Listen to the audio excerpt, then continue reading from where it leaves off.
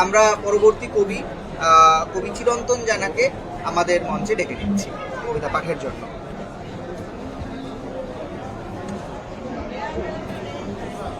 নমস্কার, আমি আমার এই বইমেলাতেই প্রকাশিত প্রথম কাব্যগ্রন্থ নীরবতা সাঁকো থেকে কয়েকটি কবিতা পড়ছি।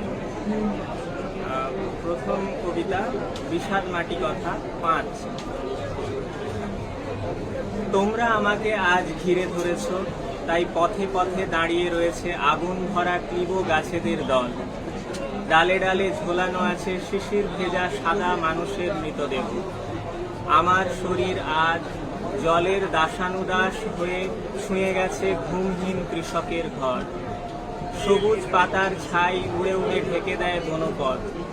জ্বালাও ধূপধুনো, আম কাঠ সাজিয়ে হোমের মন্ত্র পড়ো জোরে জোরে, যেন জ্বলন্ত গাছেদের চিৎকার ক্ষীণতর হয়ে পড়ে, তীব্র হলাহল মিশে যায় বাতাসে। ছেটাও শান্তি জল, বাজাও প্রগাঢ় শঙ্খ। নির্জন গাছেদের কান্নায় ভিজে যাওয়া চোখ এখনো অক্ষত। ফিরে ফিরে আসে শ্মশানের পোড়া কাঠ। শ্রীমতী জলের স্পর্শে নিভে যায় ধীরে ধীরে। ফিরে যায় চণ্ডালের দল, শ্মশান তাদের ছেড়ে যায় না কখনো।